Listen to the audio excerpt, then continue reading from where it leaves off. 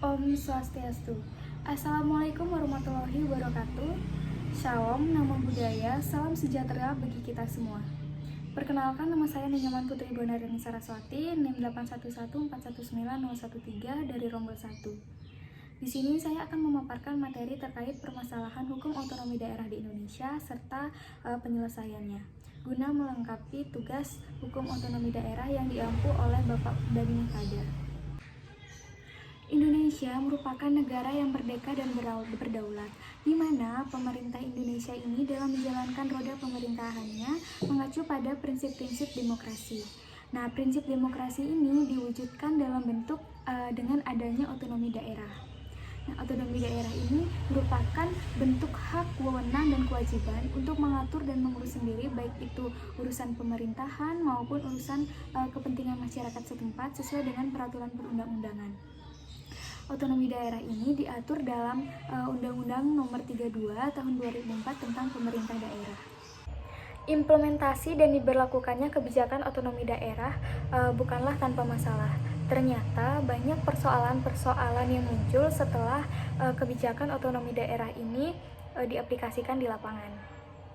Nah, di sini saya akan memaparkan beberapa masalah terkait kebijakan otonomi daerah di Indonesia. Yang pertama adalah masalah kewenangan yang tumpang tindih. Pelaksanaan otonomi daerah masih diwarnai oleh kewenangan yang tumpang tindih antar institusi pemerintahan maupun aturan yang berlaku, baik aturan yang lebih tinggi atau aturan yang lebih rendah. Begitu pula masalah kewenangan. Apakah kewenangan itu ada di pemerintah kota atau provinsi? Dengan pemberlakuan yang mendadak atas otonomi di daerah, banyak daerah-daerah yang sebenarnya belum siap karena tidak memiliki sumber daya yang kualitatif, sehingga mereka mengartikulasikan otonomi daerah hanya pada aspek-aspek finansial semata. Permasalahan selanjutnya adalah masalah anggaran. Nah, permasalahan anggaran ini menjadi masalah yang urgen karena dapat menghambat jalannya pembangunan. Sementara di pihak lain, pemerintah daerah sangat lemah dalam menarik para investor untuk menanamkan modalnya di daerah. Nah, di samping itu pula ada persoalan yang kurang transparansi dan akuntabilitas pemerintah daerah dalam menyusun APBD yang merugikan rakyat. Nah, di mana penyusunan anggaran ini awalnya demi untuk kepentingan masyarakat, namun bergeser ke arah anggaran untuk kepentingan elit semata.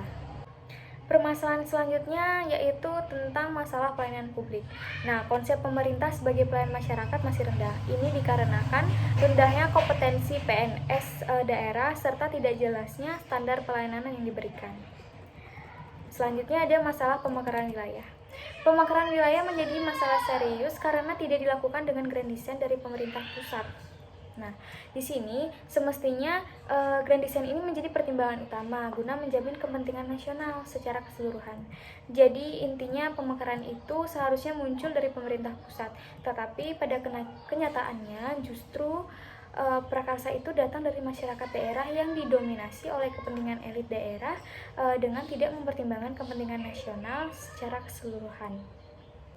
Permasalahan yang terakhir adalah masalah pilkada langsung. Nah, masalah pemilihan langsung ini diatur dalam Undang-Undang Dasar, hanyalah pemilihan presiden. Namun dalam kenyataannya juga diberlakukan dalam pemilihan kepala daerah, yang akhirnya banyak menimbulkan persoalan.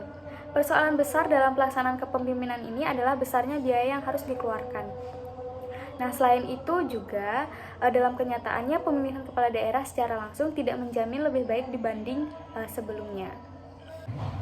Untuk dapat mencapai tujuan yang diinginkan, diharapkan dari pelaksanaan otonomi daerah tersebut ada beberapa hal yang harus dilaksanakan oleh pemerintahan daerah. Nah, yang pertama adalah memperkuat fungsi kontrol terhadap jalannya pemerintahan daerah, baik dilakukan oleh DPRD sebagai badan legislatif maupun dari masyarakat.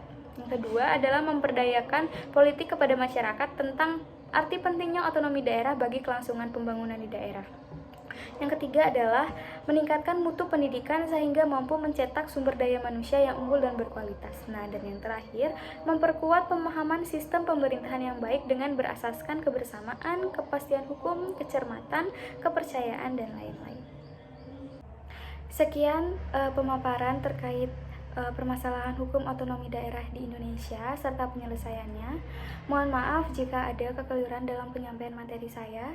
Akhir kata saya ucapkan terima kasih. Om Santi Santi Santi Om. Assalamualaikum warahmatullahi wabarakatuh.